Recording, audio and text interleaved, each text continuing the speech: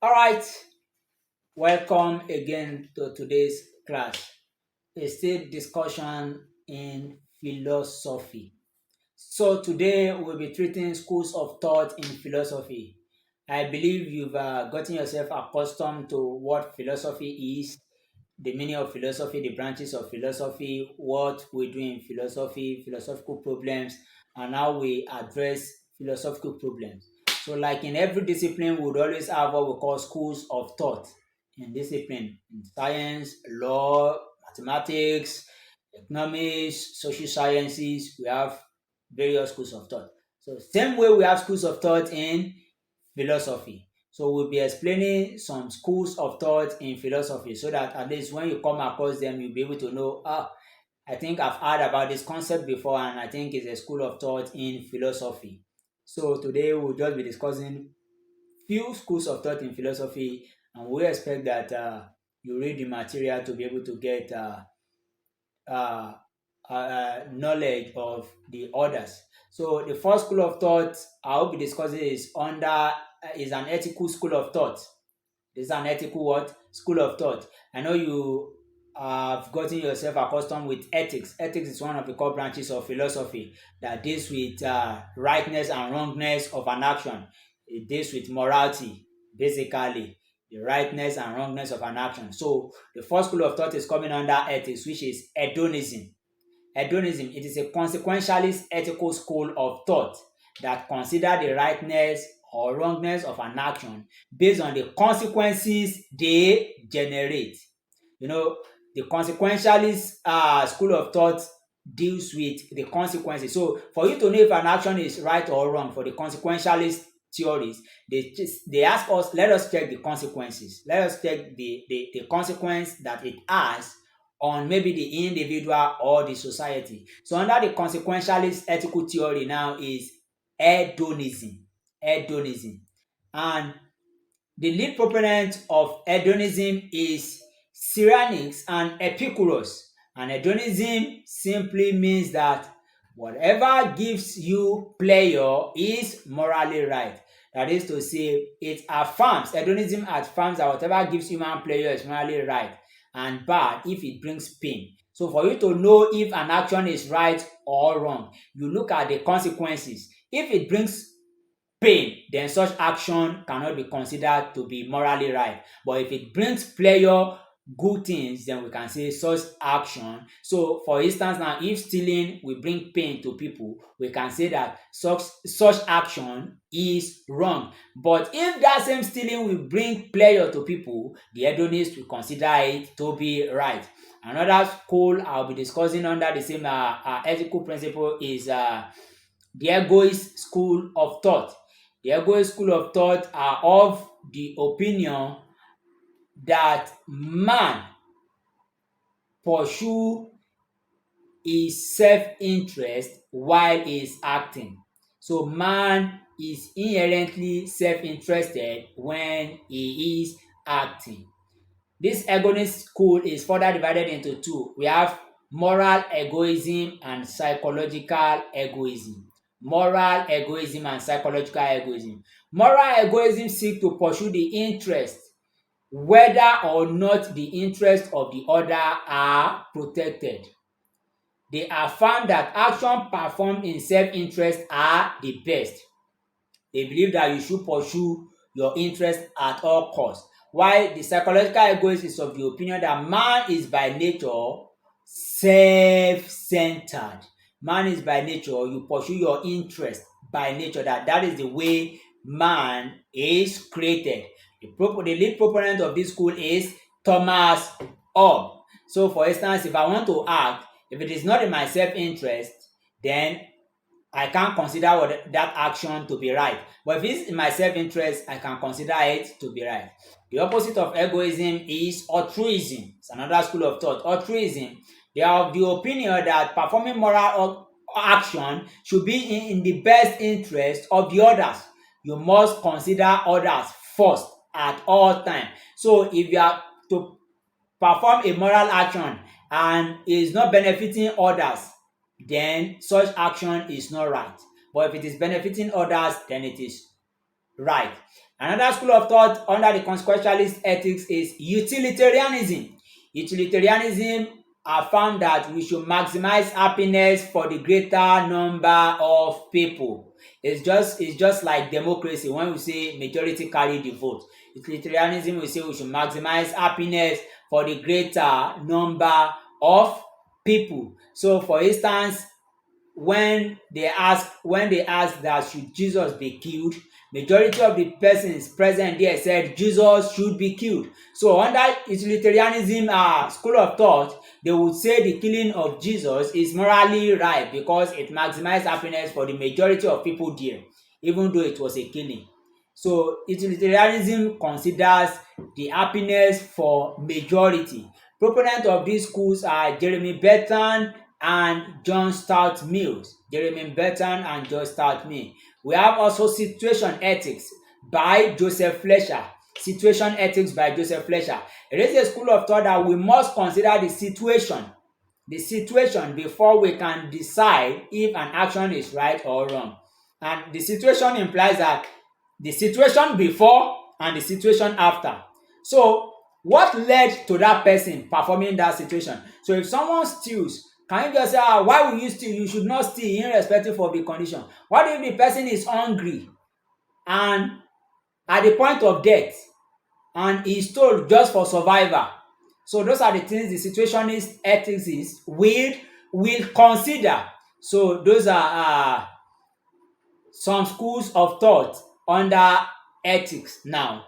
Then we also have schools of thought under epistemology. I'm quite aware that you have come across epistemology as one of the core branches of philosophy that deals with the nature, scope, and justification of knowledge.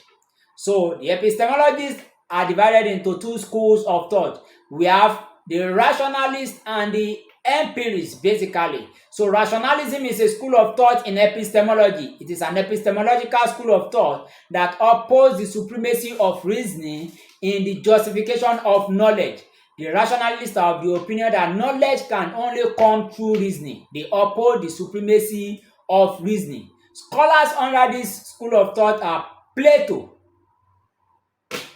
René Descartes, Gottfried Wilhelm Leibniz, and Benedict Spinoza. In fact, René Descartes, Gottfried Wilhelm Leibniz, and Benedict Spinoza are regarded as the three traditional rationalists, three traditional British rationalists. So it's a school of thought in philosophy. They believe in innate ideas, they believe in fictions. So all of them believe that reason at all time is a point, is the starting is a point where you can rely on for true knowledge, for the justification of true knowledge. So Descartes believed in cogito ergo sum, while we have the Leibniz monadology, and we have Benedict Spinoza's parallelism. All still boils down to the fact that reason furnishes us with true knowledge. The second school of thought is empirism. This school of thought is the opposite of rationalist school of thought. The empirists uphold the primacy of sense experience over reasoning. They uphold the primacy of sense experience over reasoning. They believe that experience is the bedrock of knowledge. They are not saying that we do not have the mental capacity to think or to reason, but they say whatever you believe, you think, or you thought about, it must be rooted on experience. And by experience, they means the use of your five sense organs: your eye, your nose, your skin for feeling, and your five sense organs in a nutshell. So they believe that experience is the bedrock of knowledge. And we have those that we call the three traditional empirics, just as we have three traditional rationalists. The first one is John Locke, who is of the opinion that the mind of man at birth is a tabula rasa, like a clean slate. That it is when a child is born, his mind is clean. So the experience over time for the child is what becomes his knowledge and his worldview. So he believes in tabula rasa. Then we have George Berkeley. George Berkeley, who is of the opinion that to be is to be perceived. That means for me to say that something exists, I must first perceive it. We call it the SS percipi. The SS percipi of George Berkeley. While the third one is David Hume, who is of the opinion that no impression, no idea. That means whatever idea you claim to have, you must first have an impression of that thing through your sense organ. Are you getting the point? So other schools of thought in philosophy, we have Marxism as a school of thought in philosophy. Marxism is a political school of thought that believe that history of society is the history of class struggle, and that societal revolution will end in socialism at a time when the proletariat are those that we call the poor masses now, can no longer keep up with the oppression of the bourgeoisie, the rich minority. I'm quite sure some of you might have heard the Marxist theory that believe in socialism. You will have come across it in economics. Some of you might have come across it in government and in some other social science courses, so to speak. So it's a political school of thought that oppose that the society has an history of class struggle and it would end in socialism after what we call the dictatorship of the proletariat. That is a school of thought. We also have the pragmatists. So the Marxist school of thought is championed by the man Karl Heinrich Marx. You know him, Karl Heinrich Marx, the German thinker. The pragmatic school of thought are of the opinion that for something to be true, for you to say something is true, for a theory to be true, for a perspective to be true, for a knowledge to be true, it must be practicable. From the word pragmatism, it must what? Be practicable. That anything you want to do, it must, for you to say that thing is good, for you to say that knowledge is good, for you to say that methodology is better, for you to say that idea is good, it must be practicable. You must be able to test its practicability to see if it is valuable, if it is resourceful, if it is useful to you. And pragmatism basically originated in America. So the proponent of pragmatism are mostly American philosopher Charles Sanders Peirce. We call him C.S. Peirce. We have John Dewey and we have William James, all with their pragmatic opinion. So that's for pragmatism. We have another school of thought where we call the existentialist school of thought. Existentialism. The existential school of thought, so to speak, now are of the opinion that our existence precedes our essence. The idea of destiny or predestination does not really make any meaning to them. That we first exist before we pick our destiny. So our actions over time, our choices over time are what becomes our immediate destiny. No God, no supreme being has predestined anyone. It is the choices you make every day that sums up to become what you call a destiny. So they are of the opinion that existence precedes our essence. So we have so many existentialists. We have people like Soren Kierkegaard. We have people like Karl Jasper. We have Albert Camus. We have Jean-Paul Sartre. We have Simone de Beauvoir.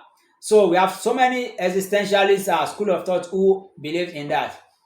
Then we have what? The phenomenological school of thought as championed by Edmond Husserl. In fact, existentialism as a school of thought took a leap from the ideal of Edmond Husserl. So it is phenomenology as a school of thought is championed by Edmond Husserl. It is believed that for you to study phenomenon, you must break it down to what? The simplest. It's a school of thought that started with Edmond Husserl. It is in literal sense the study of phenomenon where you break things. He believes in knowing things as they are. He studied the structure of consciousness of a thing. That is what phenomenology does. He studied consciousness of a thing. So if I want to say I know, I must be able to bracket all prejudices. Husserl call it bracketing. bracketing, when you remove all biases to knowing out of it, to be able to have a full consciousness of that particular subject matter of that particular thing. Then we have what we call Afrocentrism as a school of thought and postmodernism as a school of thought. Now, Afrocentrism is a school of thought that studies the world history from an African perspective. It is a school of thought that studies the world history from an African perspective. And what begs Afrocentrism? You want to agree with me that prior to the birth of African philosophy, so to speak, histories, African histories were basically written by the white. And scholars, African scholars over the years have come to refute some of these historical documents, that this historical document do not or does not really represent the true picture of the African people, the African culture, or the African heritage. And so it is now an attempt to rewrite African history from the African perspective, doing things in an African way, bringing out philosophy from an African perspective. That is what Afrocentrism. Then postmodernism. Postmodernism is a philosophical school of thought that opposes the approach that there must be a one-way thing. Prior to postmodernism is the idea of modernism. And the idea of modernism is like there is a way to know. That's why we have the rationalists, we have the empiricists. If you do not fall into those school of thought, then you might not be accepted as someone who is pursuing an epistemic justification at that point. There are always patterns of doing things. But the postmodernists are saying, see, allow all flowers to blossom. Proponents of this school of thought are basically Richard Rorty, Jacques Derrida, and Michel Foucault. Saying, see, allow all flower to blossom. If this one says he has an idea and it's coming up, then let it be. If this one says this is a way to do it, let it be. So it's allowing so many things to come on board at the same time, not being strict, not being, we call them the grand narrative, breaking away from the grand narrative, the stereotype way of doing things. That is what postmodernism is all about, breaking away from what we call the grand narrative. So you've been able to examine some of the schools of thought in philosophy, and the assessment exercise I will be giving is explain existentialist school of thought as different from the pragmatist school of thought, and you should discuss Afrocentrism. So that will be all for today. Thank you.